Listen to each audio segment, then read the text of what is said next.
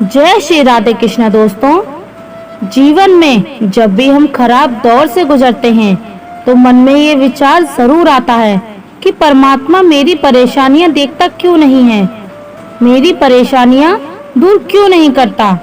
लेकिन सुख दुख तो हमारे जीवन का हिस्सा है। जीवन है तो परेशानियां भी होंगी। जब सब दरवाजे बंद हो जाएं, तब एक दरवाजा कभी बंद नहीं होता और वह है ईश्वर का दरवाजा। उम्मीद ईश्वर से रखो, दुनिया से नहीं। मैंने कहा अपराधी हूँ, मैं ईश्वर ने कहा क्षमा कर दूंगा। मैंने कहा परेशान हूँ, मैं ईश्वर ने कहा संभाल लूंगा। मैंने कहा अकेला हूँ, मैं ईश्वर ने कहा हमेशा साथ हूँ। मैंने कहा उदास हूँ, मैं ईश्वर ने कहा नजर उठाकर देख, हर वक्त तेरे पास हूँ मैं। जब आप भगवान का ध्यान करें तो हमेशा यही प्रार्थना करें कि हे प्रभु, अगर किसी समय में आपकी उंगली पकड़ना भूल जाऊं तो आप मेरी बाह पकड़कर कभी मत भूलना। अगर मैं आपको कहीं साथ चलने के लिए बोलना भूल जाऊं तो भी आप स्वयं मेरे साथ चलना, कभी मत भूलना। नहीं चाहिए ऐसी शक्ति जिसका निर्बल पर प्रयोग करूं, नहीं चाहिए ऐसे भाव जो किसी को देखकर जल मरूं। ऐसा ज्ञान मुझे मत देना अभिमान जिसका होने लगे, ऐसी चतुराई भी ना देना कि लोगों को छल करूं। श्री कृष्ण कहते हैं कि इंसान के धैर्य और धर्म की परीक्षा कठिन समय में ही होती है। जब समय आपके विपरीत चल रहा हो, शांत रहना सबसे बेहतर होता है। भगवान ने इंसान को जब बनाया था तो उसे सब चीजें दी, पर एक चीज इंसान के हाथों से नीचे गिर गई, जिसे भगवान ने अपने पैरों के नीचे दबा दिया। इंसान के चले जाने के बाद भगवान से किसी ने पूछा, आपने अपने चरणों के नीचे क्या छुपाया है जो इंसान को वापस नहीं दिया? तब भगवान बोले, मैंने अपने चरणों के नीचे शांति छुपाई है।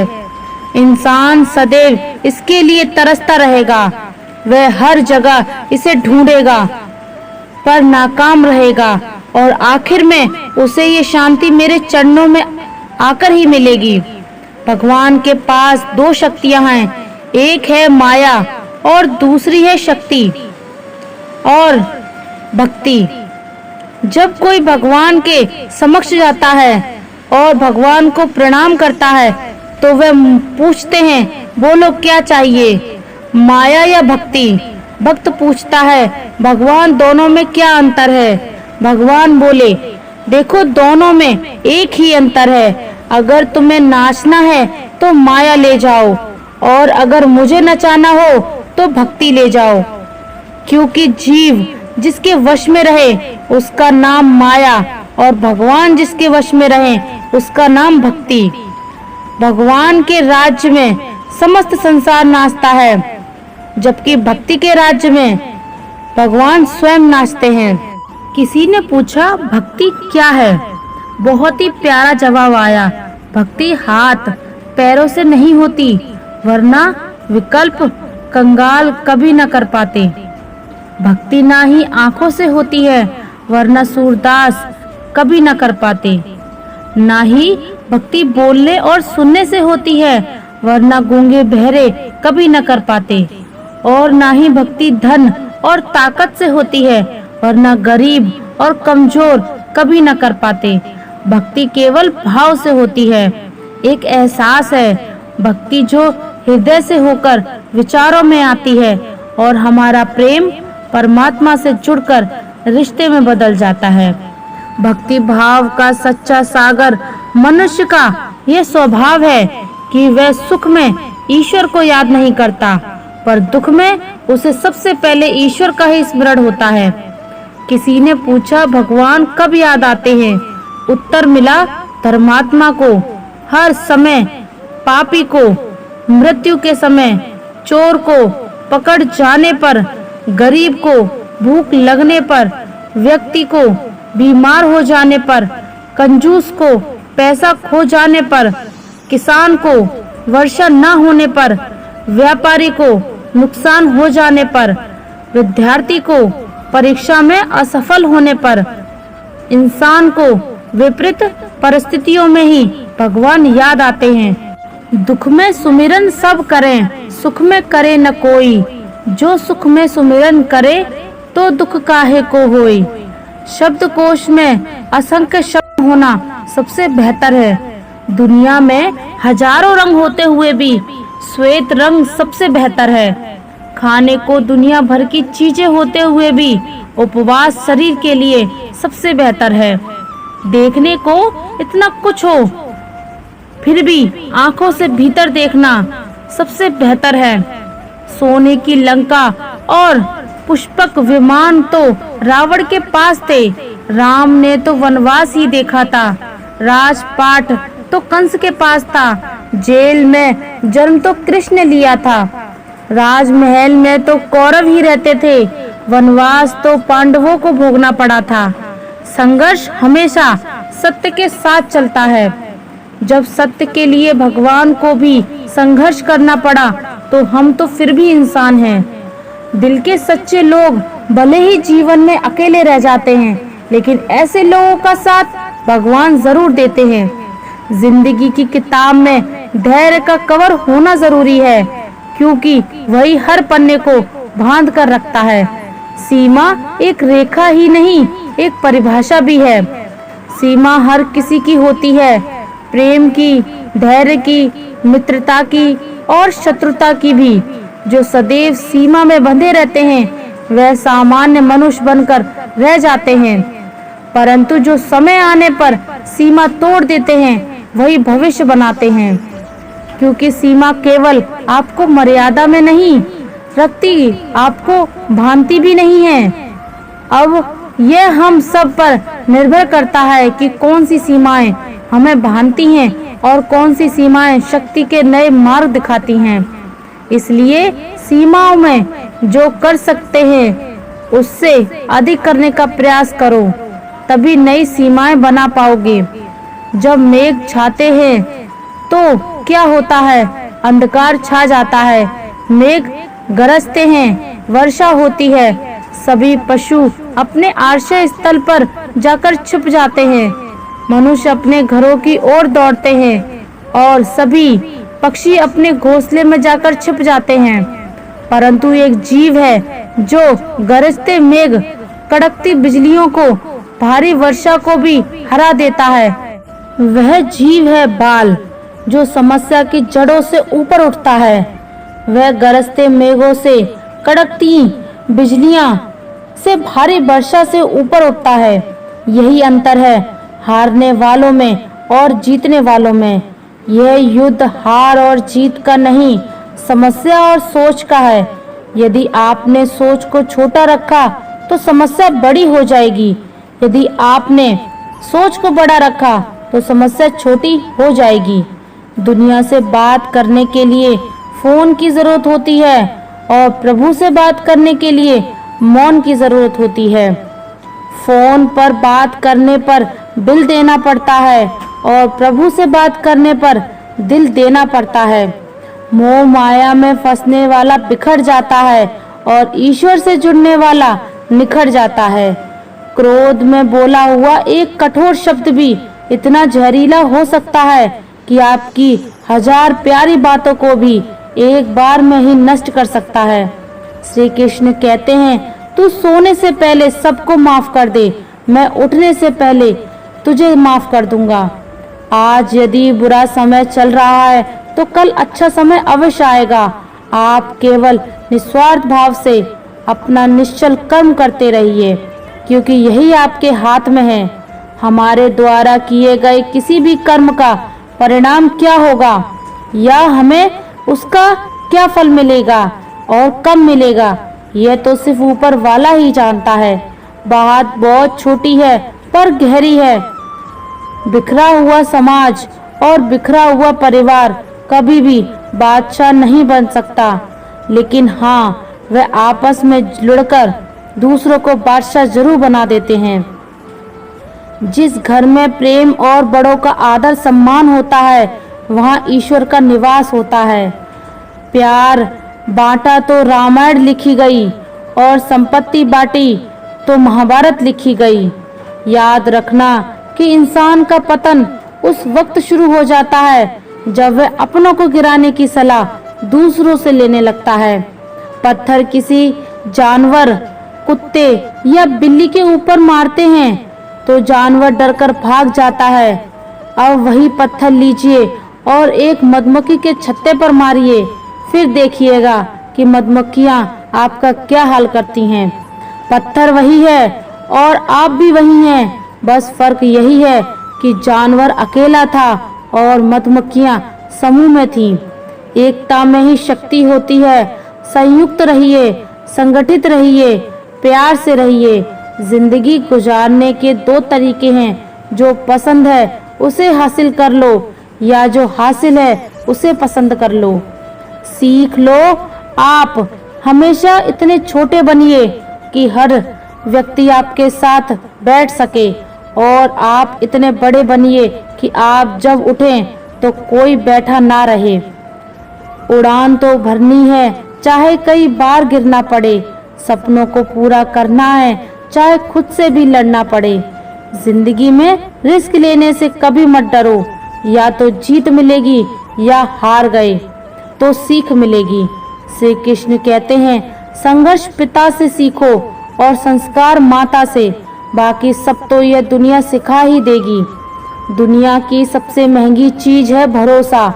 अगर ईश्वर पर है तो जो लिखा है तकदीर में वही पाओगे, और अगर भरोसा खुद पर है तो ईश्वर भी वही लिखेगा जो आप चाहोगे। रूठती हमेशा खुशियां हैं, दुखों के कहाँ इतने नखरे होते हैं। अगर चाहो कि भगवान मिले तो ऐसे कर्म करो जिससे दुआ मिले। कोई चाहे कितना भी महान क्यों ना हो जाए, पर कुदरत कभी किसी को महान बनने का मौका नहीं देती। कंठ दिया कोयल को तो रूप छीन लिया, रूप दिया मोर को तो इच्छा छीन ली, इच्छा दी इंसान को तो संतोष छीन लिया, संतोष दिया संत को तो संसार छीन लिया। मत करना कभी गुरूर अपने आप पे, ऐ इंसान। ईश्वर ने तेरे और तेरे जैसे कितनों को मिट्टी से बनाकर मिट्टी में मिला दिया। रेस में जीतने वाला घोड़ा नहीं जानता कि कामयाबी क्या होती है। वह दौड़ता है तो सिर्फ अपने मालिक से मिलने वाली तकलीफ की वजह से। अगर आप कभी अपने आप तकलीफ में पाओ तो समझ जाना कि आपका मालिक यानी ईश्वर यही चाहता है कि जीत आपकी ही हो। मत बनो हमेशा मजबूती की मिसाल। कभी कभी कमजोर होना भी दिल को हल्का कर देता है। जीवन में अपनी समस्याओं को हमेशा याद रखिए, चाहे वह गुस्से की हो चाहे वह प्यार की हो। और यह भी याद रखें कि चीजें इस्तेमाल के लिए होती हैं और लोग प्यार करने के लिए। हम उल्टा ही करते हैं, चीजों से प्यार और लोगों का इस्तेमाल। यह दुनिया कितनी निराली है। जिनकी आंखों में नींद है उनके पास अच्छा बिस्तर नहीं है, और जिनके पास अच्छा बिस्तर है उनकी आंखों में नींद नहीं है। जिनके मन में दया है उनके पास देने के लिए धन नहीं है, और जिनके पास धन है उनके पास दया नहीं है। जिसको भूख है उसके पास खाने को कुछ नहीं है, और जिसके पास खाने को है उसके पास भूख नहीं है। कोई अपनों के लिए रोटी छोड़ देता है तो कोई रोटी के लिए अपनों को छोड़ देता है। प्रत्येक मनुष्य सफलता के लिए कार्य करता है। कुछ सफल होते हैं, कुछ नहीं होते, और जो सफल नहीं होते वह सदा अपनी सफलता का कारण अपनी परिस्थितियों को बताते हैं।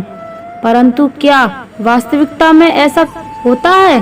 क्या कोई स्थिति या कोई व्यक्ति किसी की असफलता का कारण बन सकता है? उत्तर में हाँ भी और नहीं भी। आपने तितली को देखा होगा, आपने एक मक्खी को भी देखा होगा। प्रकृति ने दोनों को समान गुण दिए हैं रस पान करने के लिए, लेकिन एक तितली जो फूलों पर जाकर उसका रस लेती है और इस अवस्था में नए फूल खिलने की व्यवस्था भी करती है, और मक्खी घाव पर बैठती है, घाव को संक्रमित करती है और रोग भी फैलाती है। यदि इसमें किसी बात का अंतर है तो केवल सोच का।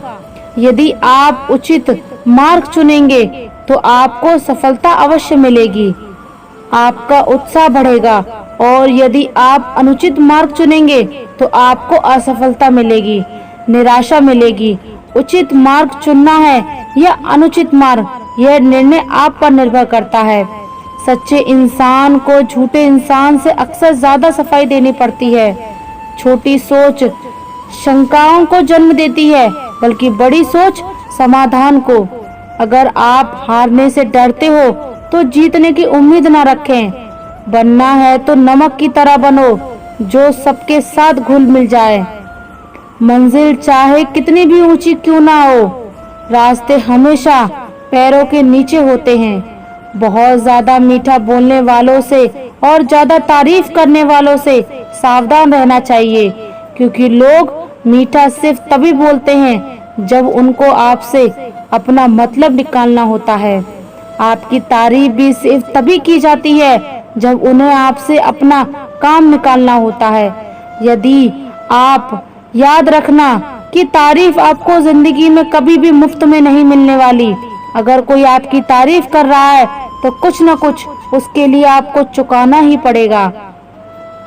इसलिए जो बहुत ज्यादा मीठा बोलते हैं या जो आपकी तारीफ करते हैं, उनसे जरा सावधान रहना चाहिए। अभिमानी और स्वाभिमानी में केवल इतना सा ही फर्क होता है कि स्वाभिमानी व्यक्ति कभी किसी से कुछ नहीं मांगता, और अभिमानी व्यक्ति कभी किसी को कुछ देता नहीं है। ज्यादातर लोग आसानी से मिली हुई चीजों की कद्र नहीं करते और फिर बाद में खो देते हैं। किसी का अपमान करना आपका स्वभाव बताता है कि आप कैसे हैं, और किसी का सम्मान करना आपके संस्कार बताता है कि आप कैसे हैं। अभिमान व्यक्ति सभी की तुलना में खुद को बड़ा समझता है और स्वाभिमानी व्यक्ति सबको बराबर समझता है। आत्मसम्मान जिनमें होता है वे अपना काम स्वयं करते हैं, किसी के ऊपर निर्भर नहीं होते। लोगों को उतना ही बोलो जितना सुन सको। सिर्फ बोलने की हिम्मत नहीं होनी चाहिए, सुनने की भी हिम्मत होनी चाहिए, क्योंकि बात सिर्फ आत्मसम्मान की होती है। वरना जो सुन सकता है वह सुना भी सकता है। जीवन से जुड़ा ऐसा कोई प्रश्न नहीं जिसका उत्तर श्री कृष्ण की भगवत गीता में ना हो। हमारे मन मस्तिष्क में कोई भी शंका, परेशानी, चिंता, किसी भी तरह का आवेग, किसी भी तरह की दुविधा हो, दुनिया के हर धर्म संकट, हर परेशानी का उत्तर है श्रीमद् भगवत गीता। जो जब भी आप परेशानी में हो, उलझन में हो, जिंदगी का लक्ष्य ना मिल रहा हो, तो भगवत गीता जरूर पढ़ें। मनुष्य की सृष्टि में एक मात्र प्राणी है जो परमात्मा तक की दूरी तय कर सकता है। मन चंचल होता है, यह उधर उधर भागता है और किसी भी कार्य की एकाग्रता का दुश्मन है। लेकिन यदि यह व्यक्ति के वश में है तो इससे अच्छा कोई मित्र नहीं है। एक उत्तम जीवन के लिए यह स्वीकार करना आवश्यक है कि सबको कुछ कुछ नहीं मिल सकता। खुद से बहस करोगे तो सारे सवाल सुलझ जाएंगे, अगर दूसरों से करोगे तो और नए सवाल खड़े हो जाएंगे। जब मनुष्य अपनी गलती का वकील और दूसरों की गलतियों का जज बन जाता है तो जीवन के फैसले नहीं, फासले हो जाते हैं। मिटाने से मिटते नहीं, यह भाग्य के खेल। कर्म अच्छे तू करता चल, फिर ईश्वर की महिमा देख। एक बार अर्जुन ने श्री कृष्ण से कहा, इस दीवार पर कुछ ऐसा लिखो कि खुशी में पढ़ो तो दुख हो और दुख में पढ़ूं तो खुश हो। प्रभु ने लिखा, यह वक्त गुजर जाएगा। जिंदगी बहुत छोटी है। जो हमसे अच्छा व्यवहार करते हैं उनका धन्यवाद दो, और जो हमसे अच्छा व्यवहार नहीं करते उन्हें भी मुस्कुराकर माफ कर दो। इंसान को इंसान धोखा नहीं देता, इंसान को इंसान से लगाई गई उम्मीद धोखा देती है। बीते हुए कल का अफसोस और आने वाले कल की चिंता, ये ऐसे चोर हैं जो हमारे आज की खूबसूरत को चुरा लेते हैं।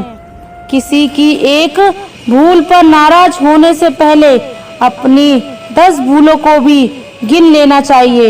इंसान एक दुकान है और जुबान उसका ताला। जब ताला खुलता है तब मालूम पड़ता है कि दुनिया सोने की है या कोयले की। सफलता का मूल्य है परिश्रम, प्रयास और आशा। आपको पूरे धैर्य और भगवान पर विश्वास के साथ अपना जीवन निर्वाह करना चाहिए। हर मनुष्य को आत्म मंथन जरूर करना चाहिए। आत्मज्ञान के जरिए ही व्यक्ति को अपने गुण और अवगुण के बारे में पता चलता है। आत्म मंथन व्यक्ति को सही गलत का निर्णय करने में मदद करता है। इसलिए कुछ समय अकेले रहकर आत्म मंथन जरूर करें। व्यक्ति को स्वयं का आकलन करना भी बेहद आवश्यक है। जब तक आप खुद को नहीं समझेंगे तब तक आप स्वयं का कोई भी फैसला मजबूती के साथ नहीं ले सकेंगे। जब मनुष्य अपने गुणों और कमियों को जान लेता है तब वह अपने व्यक्तित्व का निर्माण सही ढंग से कर पाता है। जब व्यक्ति अपनी क्षमता का आकलन कर लेता है तभी उसका उद्धार हो जाता है। तो दोस्तों, कैसी लगी आपको ये कहानी? आप हमें कमेंट सेक्शन में ज़रूर बताना, और अच्छी लगी हो तो इस चैनल को सब्सक्राइब ज़रूर कर लेना। तो चलिए मिलते हैं ऐसे ही कोई नई कहानी में। जब तक के लिए अपना ख्याल रखिए। धन्यवाद। जय श्री राधे कृष्ण।